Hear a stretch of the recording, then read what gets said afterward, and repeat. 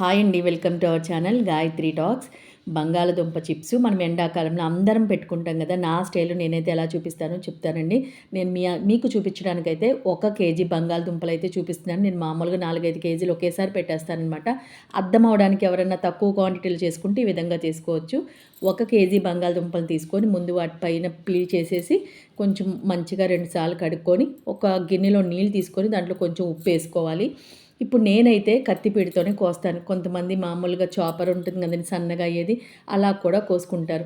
వాటికన్నా మనం ఇలా కోస్తే కనుక సైజ్ అనేది చాలా కరెక్ట్గా వస్తుంది, పర్ఫెక్ట్గా వస్తుంది. ఏపుకున్నప్పుడు కూడా చాలా బాగుంటుందన్నమాట. అందుకని నేను ఎక్కువ ఇలాగే ప్రిఫర్ చేస్తానన్నమాట. చూపించాను కదా మీకు, ఆ మాత్రం సన్నగా అలా కోసుకుంటే అన్నీ నిదానంగా మనకి ఈవెన్‌గా ఉంటాయి కూడా ముక్కలన్నీ కూడాను. లాస్ట్‌లో సన్నగా ఉన్నాయి కోసుకోవచ్చు. చూసారా, మొత్తం కేజీ కోసేసాను. ఇప్పుడు వాటిని కూడా ఆ నీళ్ళు వంపేసి మళ్ళీ ఇంకొకసారి కడుక్కోవచ్చనమాట. దానిపైన ఉన్నటువంటి ఏమన్నా డస్ట్ ఏమన్నా ఉంటే కూడా మొత్తం పోతుంది. ఈలోగా ముందుగానే నేను పొయ్యి మీద ఒక గిన్నెలో సగానికి పైగా నీళ్లు పోసి కొంచెం ఇప్పుడు చూసారా కల్లుప్పేసాను. నీళ్లు బాగా బాయిల్ అవుతున్నప్పుడు మాత్రమే మనం ఈ కోసుకునేటువంటి బంగాళదుంపని వేయాలన్నమాట.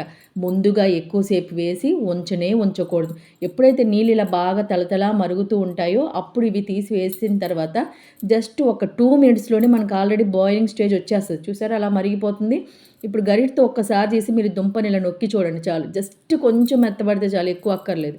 ఇప్పుడు ఇలా అయితే స్టవ్ కట్టేసుకొని వెంటనే మనం వాటిని నీళ్ళు వంపేసుకొని స్ట్రెయిన్ చేసేసుకోవాలి. ఒక చిల్లీలు గిన్నె తీసేసుకొని మనం వంపేసుకోవాలన్నమాట వెంటనే. ఎందుకంటే లేకపోతే మొక్క రంగు మారిపోతుంది, మెత్తబడిపోతుంది, ఏపితే అదో రకంగా ఉంటుందన్నమాట. ఇది కరెక్ట్ కన్సిస్టెన్సీ అనమాట.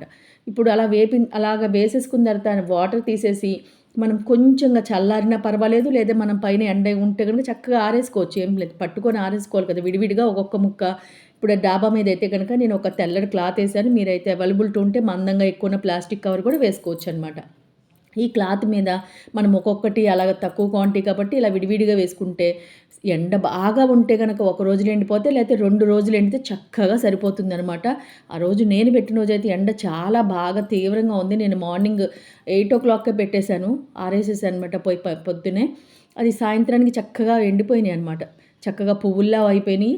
వాటిని తీసి నేను సాయంత్రం వేపి మీకు చూపిద్దామని చెప్పని పెట్టాననమాట. ముందు స్టవ్ వెలిగించి బాండీ పెట్టాను. వాటిని చూసారా చక్కగా పువ్వుల్లాగా ఎలాగ తెల్లగా వస్తున్నాయో అలా వేపుకొని పక్కన పెట్టి, ఇంకా సాల్ట్ అయితే వేయకండి. కావాల్సిన వాళ్ళైతే కానీ కొంచెం కారం జిమ్ముకొని మనం ఏ పప్పుచారుకి, పప్పు కన్నా లేదా ఊరికి నోటితో తింటా కూడా చాలా బాగుంటాయి. మీకు ఎన్నాళ్ళు కావాలంటే అన్నాళ్ళు నిలవ ఉంటాయి కూడా. మీరు మధ్య మధ్యలో ఎప్పుడైనా మీకు కొంచెం మెత్తబడిని అనిపిస్తే ఎండలో వేసుకుంటే మళ్ళీ మామూలుగా ఉంటాయన్నమాట. అలాగే ఎన్ని కేజీలైనా మీరు ఈజీగా చేసుకోవచ్చు అనమాట.